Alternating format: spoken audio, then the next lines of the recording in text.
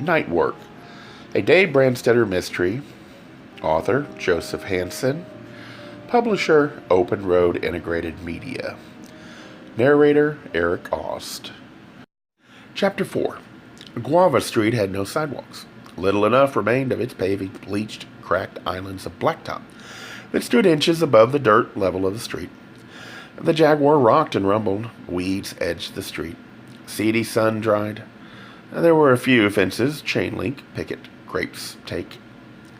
The houses on narrow lots were smaller here, the stucco sometimes broken away, showing chicken wire and tarp paper. Under untrimmed, drooping pepper trees, the composition roofs were losing their green and silver coatings. Roof lines sagged. Small black children in paper diapers, rompers, jeans, or nothing at all, tottered and squatted, hopped and hollered, in dusty yards of pecking chickens, sunflowers, hollyhocks, auto bodies. Rusted in a few yards, a rope holding a tire swung from a tree branch. Scruffy dogs lay in patches of shade, tongues hanging on stoops on sunny roofs. Cats washed themselves or dozed. Other than the children, he saw only occasional women, young and pregnant, in cheap, bright cotton prints and hair straighteners, or old and bony or old and fat. No teenage boys. Mount Olivet, full gospel church, might have been a warehouse, but for its location in a grove of walnut trees and its stucco steeple. It was built of cinder block, through a fresh coat of pale yellow paint. The ghost of Spanish graffiti showed. The windows were narrow and sparse. There was no stained glass. Lavers, the pebbled panes, amber-colored. A strip of clean concrete lay alongside the church, and he followed it in the Jaguar. A typical Gifford Gardens house set behind the church. He climbed the stoop and pushed a doorbell button. Luther Prentice, D.D., was on a weather-yellowed business card tacked beneath the bell push.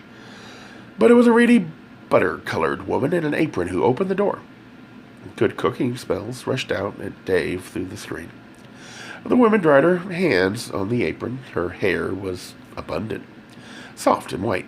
She gave him a quizzical smile, blinking, tilting her head a little. "Yes, good morning." Beyond him, she saw the Jaguar, and her soft brown gaze rested on it a moment. "How can I help you?"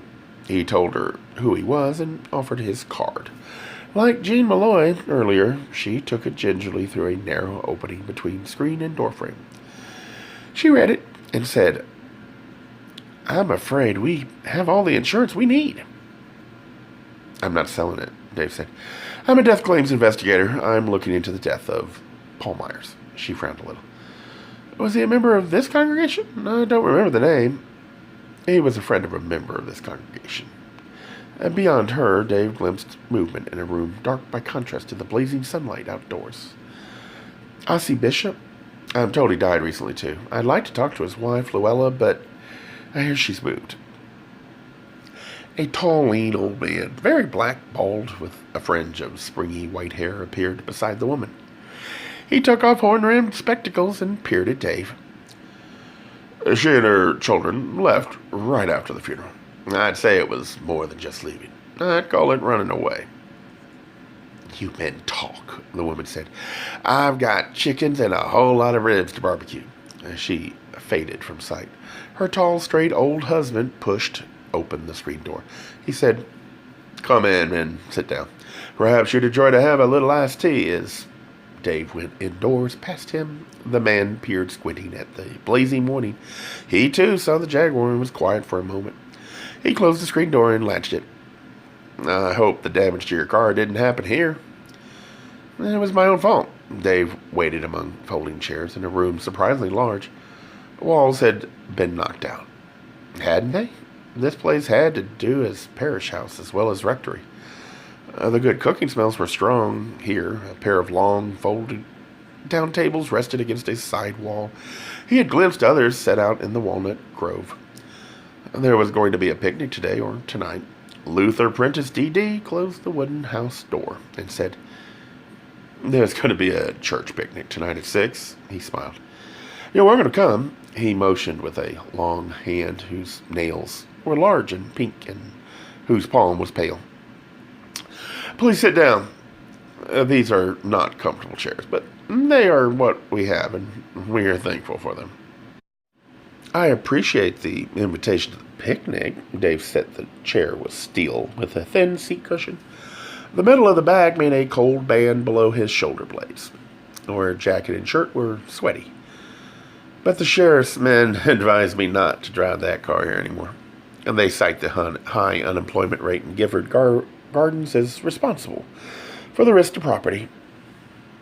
"It is a beautiful car." Prentice's smile was slight as he sat down. He wore dark suit trousers and a neat plaid cotton shirt, buttoned below a large larynx that made his voice deep. "Beauty is so often mankind's undoing. The sheriff was right. It is too bad he couldn't have warned you before the damage was done. Perhaps then I wouldn't have taken him seriously. Reverend Prentice, do you know where Luella Bishop ran away to?" "It's vital that I talk to her." "I'll get you the address," Prentice said, "but I don't know that talking to her will be of any use. She is a frightened woman. Her husband's death frightened her. I'm forgetting the iced tea." He got to his feet, went as stiffly as a man on stilts down the long room, and pushed open a swing door. Dave rose and opened the front door so he could watch the Jaguar. He couldn't be sure who, from inside what house, had seen him driving here. He saw no one now. Off to the west, the curved glass of the towers of the Giffords' place sparked sunlight above their treetops. Dave heard Prentice returning. "I'm sorry," he said. "It appears to be lemonade today." "That's fine." Dave smiled and took the icy glass. "Here is Luella Bishop's address." Prentice had written it in an old-fashioned angular hand on a slip of paper. Dave glanced at it and pushed it into a pocket. Halcon, a small town in a valley of boulder-strewn hills inland from Escondido, avocado country. He seemed to remember citrus, too. "Hard blue skies," Prentice said. "A family she used to work for. Please sit down." "Thank you," Dave said. So did the tall old man. "Paul Myers died in a truck crash. His wife says he was a good friend of Ossie Bishop. It was when Bishop died so suddenly that Paul took out life insurance. Did you know Bishop well? You conducted the funeral, am I right?" Prentice nodded. Dave said, "What can you tell me about the reason for his death?" "Very little. It was sudden. That was all. He was here in church with her on Sunday. By Friday, he was dead. Before sunrise. I know he was working hard because she said so. Working day and night. But he was a robust man. She said it was a heart attack. Brought on by overwork. It's possible, I suppose." Frowning thoughtfully, he paused and sipped his lemonade. Dave tried his. Nothing frozen about it. It was what it was supposed to be, and it was not too sweet. Prentice said, "Sometimes those that look the strongest are really frail.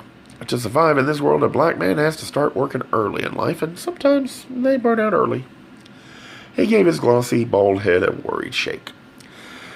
"But she was afraid to talk about what took place that Thursday night. It wasn't like her. She was talkative, as a rule, open and easy." He smiled to himself.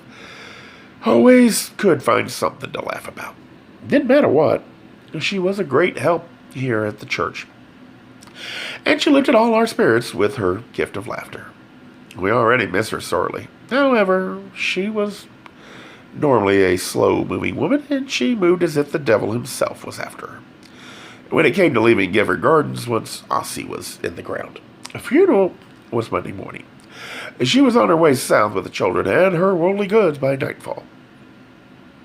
"That didn't give her much time to sell the house," Dave said. "Or did she only rent? What about his truck?" "House wouldn't be a problem.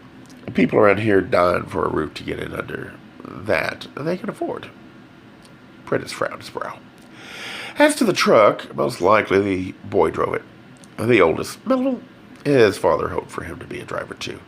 Once he finished high school, it would be a means of livelihood for the family, wouldn't it? Now that the father is gone. The investment in one of those big trucks must be considerable. In the neighborhood of $100,000 these days, Dave said. Speaking of Melville, reminds me. Prentice lifted his glass to take a final swallow from it. He said something to his mother at the graveside that she called the wrong doctor. He seemed angry with her, though he spoke low. Who would have been the right doctor? Most of us around here go to Dr. Hobart. He is a member of this congregation. The most Christian man I know. Did Melville name the doctor his mother called? It was something to do with the trucking business. Prentice took off his glasses and wiped them with a white, sharply creased handkerchief. That's all Melville said. And white. Melville didn't like that. And Prentice looked sorrowful, putting his spectacles on again, pushing away the handkerchief. I regret it very much when youngsters feel that way, but so many do now. A new commandment I give unto you, that ye love one another. That's what the Lord Jesus told us. And that's what I preach, is love. But the young men don't come. He stared forlornly past Dave at the door. David left standing open.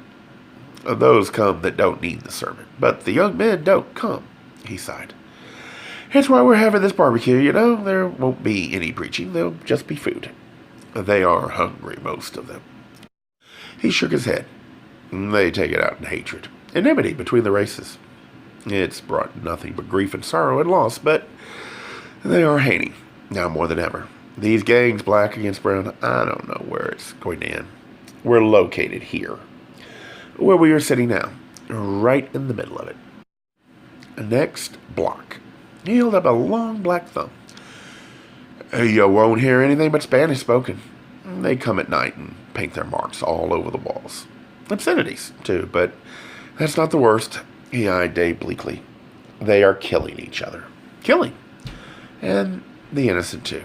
Children. They drive by and shoot, and it could be anybody gets hit. The police, they try to stop it, but they get killed, too. We're in the last days, it appears. Dave set down his glass. Who was the undertaker? Wrightwood. Prentice got up. When Dave did. This Paul Myers, why are you investigating his death? Dave told him, and the minister's eyes widened. He said, Then Luella Bishop was frightened. I was right. I don't know. Dave started for the sun-bright doorway. Paul Myers was murdered, so perhaps it's natural that his widow should be frightened. But what frightened Luella Bishop? If her husband died of natural causes, why did she run so far, so fast? He held out his hand. Thank you for the address. Whatever I could do. Prentice shook Dave's hand. His face changed. He lunged past Dave and flung open the screen door. Get away from there. He went down the steps. You hear me? Drop those things. Two black kids raced off down the driveway, hubcaps flashing in their hands. Prentice ran after them. At an old man's run. Dave passed him. The car the boys piled into was another Mustang, its rear end smashed. The bent truck lid flapped high as the car careened away up Guava Street, a door still hanging open. Legs kicking from the open door, laughter shouting from the open door. Dave halted on the grass in front of the church. Prentice came panting up to him. Dave said, Where did they get that name, The Edge? And Prentice wiped his face with the neat handkerchief. From a song. Don't push me, 'cause I'm close to the edge, trying not to lose my head. He gazed dismally off up the street. He told Dave, I'm so terribly sorry. It's not your fault, Dave said. Gay Mysteries audiobooks. I think it is easy to hate a label, but a face humanizes the word. So this effort is twofold. To offer comfort to those like myself that your world didn't end because you don't fit into the view of acceptable society on both sides. And in hopes of helping those with family that are LGBTQ, that it doesn't mean we are aliens from the child they once knew. reassure them so they can maybe be supportive at the same time, being true to their values.